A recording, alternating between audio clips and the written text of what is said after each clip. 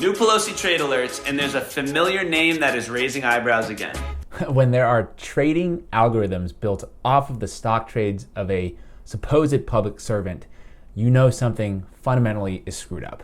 Hey there, my name is James Lee. Welcome to my channel 5149, where I talk business, politics, and society. And today we're going to talk about insider trading, specifically how members of Congress who are supposed to be public servants are able to get away with insider trading to make millions of dollars.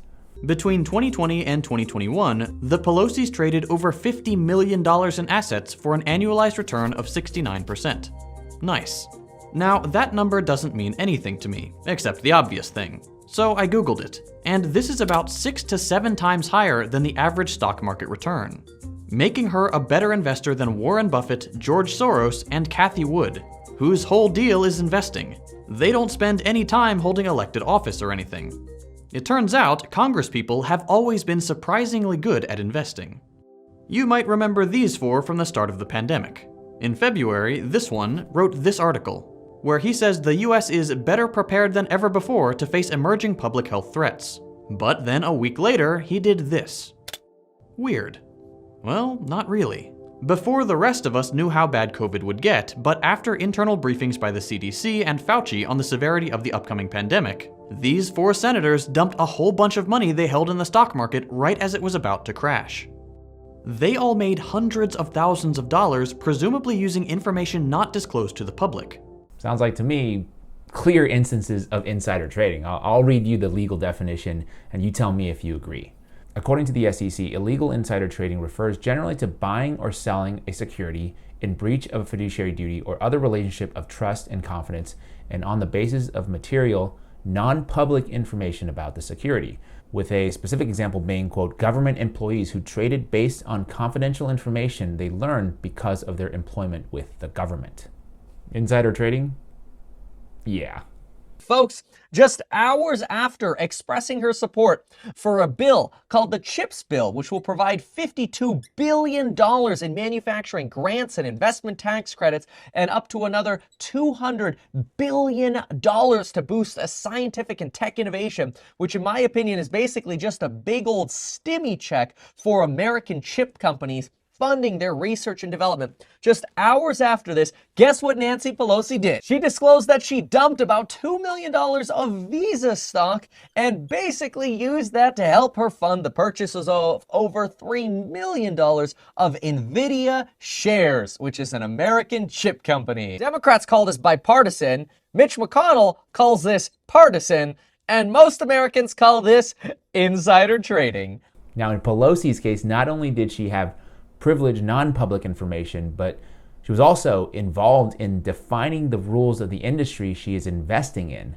And she's definitely not the only one. A recent Business Insider investigation revealed 65 members of Congress have violated a law designed to prevent insider trading and stop conflicts of interest. So naturally, prison time, right? No, of course not. These folks are obviously running roughshod over the law, and I'm going to break down for you exactly how they get away with it, which starts with creating a narrative that convolutes the issue a little bit. A new filing from House Speaker Nancy Pelosi showing a purchase by her husband last month of 20,000 shares of NVIDIA worth between $1 and $5 million. This is especially noteworthy since Congress has been debating billions of dollars in support for the U.S. chip industry. CNBC has reached out to Speaker Pelosi's office on this. And, someone said to me, why hasn't Congress moved on this? And then I say, why hasn't Congress moved on it? Look who's in charge of the House, right? Look, I think this is one of those things where a sensible bill, a sensible coalition can get together. One of the problems, though, is that when the issue arises, the proposed solutions are very blunt, like an outright ban on stock holding or stock trading. That's not practical or workable when you have spouses, you have people who've had careers and the like. Like, what do you mean it's not practical or workable to ban stock trading for members of Congress? The first thing they do with a fairly straightforward issue like this is to say, well, it's kind of complicated and the solution isn't that easy. We need something sensible, blah, blah, blah. Well, actually, if you are a free market person, please write to me in the comments below. I'd be really curious to hear your argument of why members of Congress should be able to freely trade stocks. But yeah, in my opinion, whenever you hear something like it's complicated, you can bet that it's probably not complicated and that there is a clear-cut solution, one that would absolutely be in the best interest of the American public. But unfortunately, it's a solution that would also necessarily undermine their own personal interest. A 2021 report from Unusual Whales, an alternative options alert tool that tracks strange trading activities by lawmakers, revealed in just equities, Congress bought and sold nearly $290 million throughout the year. On average, House Democrats and Republicans had returns at 14.7%. Meanwhile, Senate Democrats were at 15.4% and Senate Republicans just under 13%. Independent Senator Angus Young's two trades yielded a 16.5% return rate. And to compare, we can take the same transaction periods and estimate SPY returns. SPY is the index, the S&P 500 index. Using this method, SPY returns were found to be only 13.6%. So to sum it up, in 2021, Congress beat the market. Good for them, but obviously this isn't a great look for our elected officials publicly, at least in the eyes of many, which means that in order to keep doing this, they have to create some semblance of accountability. They have to at least make it look like they are responsible and ethical, even if they have no such intention. And they can do this through laws that sound good, but don't do anything at all. The powerful shouldn't get to create one set of rules for themselves and another set of rules for everybody else. And if we expect that to apply to our biggest corporations and to our most successful citizens, it certainly should apply to our elected officials. And that's why in my State of the Union, I asked members of the House and the Senate to send me a bill that bans insider trading by members of Congress, and I said that I would sign it right away. Well, today I am happy to say that legislators from both parties have come together to do just that. The Stock Act makes it clear that if members of Congress use non-public information to gain an unfair advantage in the market, then they are breaking the law. Yep, passed in 2012, the Stock Act does absolutely nothing. This is a CNN article from 2012. Quote, "It was a rare show of bipartisanship. President Barack Obama, flanked by Democrats and Republicans in April, signing into law a bill that would ban insider trading on Capitol Hill. Lawmakers proclaimed that the bill, officially called the Stop Trading on Congressional Knowledge Act, would restore trust in the government." We all know how well that's going. CNN uncovered that the law that members of Congress thought they voted for earlier this year isn't exactly as advertised. A loophole could still allow family members of some lawmakers to profit from inside information. I mean, look at that. CNN actually doing some good reporting back in the day. Credit where credit is due. Its 14-page memo notifies House members and aides covered by the law that their spouses and children aren't covered.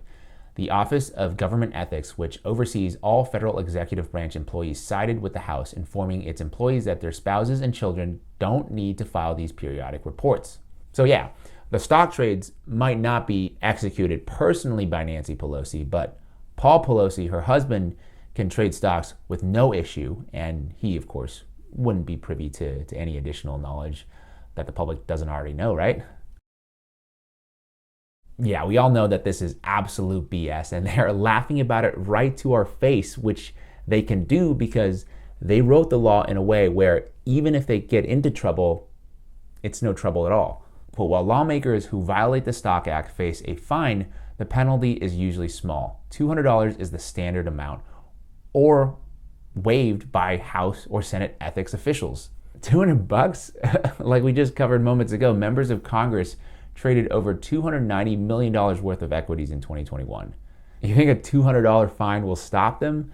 And we get this. We know it's criminal what they're doing. An overwhelming majority of Americans believe that members of Congress shouldn't be allowed to trade stocks while in office, according to a new poll first reported by The Hill. According to the poll conducted by the conservative group Convention of States Action, 76% of voters believe that lawmakers and their spouses should not be able to trade stocks while serving in Congress, and that they have an unfair advantage in the stock market. The poll also found that disapproval of congressional stock trading is overwhelmingly bipartisan. 70% of Democrats, 78% of Republicans, and nearly 80% of independents said members of Congress shouldn't be able to trade stocks. You see, you and I might not agree on every issue, which is totally fine, but I think we can all agree that these people exist to serve themselves and their friends. They do not represent you and me in any way, shape, or form unless forced to do so, right? We can't expect them to change laws that would directly impact their ability to make money, probably not realistic, but what we can do to change this situation is to use stock trading as a disqualifying criteria when evaluating candidates.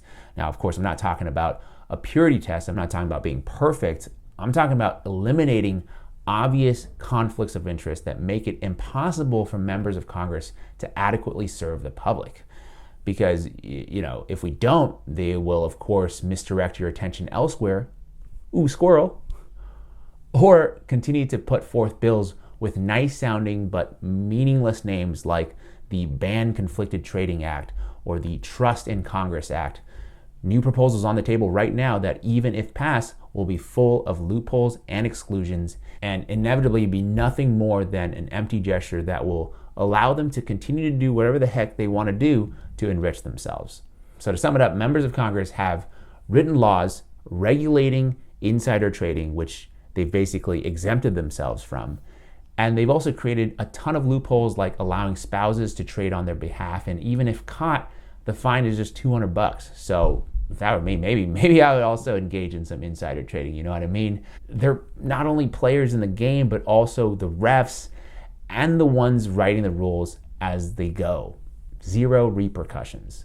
One congressional candidate, Lucas Kuntz, a populist Democrat running for Senate in Missouri, puts it quite well. Quote, "If you become a member of Congress, you're there to serve. If you want to get rich, go do something else. Go be a stock trader if you want to trade stocks." And there you have it. That's how members of Congress are getting away with insider trading. And the thing is, I actually think this is one of those issues that has so much bipartisan support that change could happen if we demand it.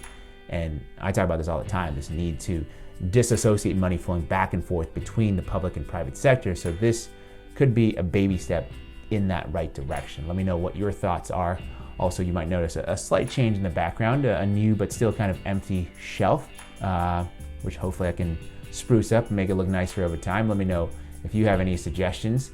Anyway, if you enjoyed this video and you want to support my work, please click on that like button, share this video, consider subscribing and clicking on that notification bell icon so you can be the first to watch each week. And as always, thank you so much for your time, and I'll see you next week.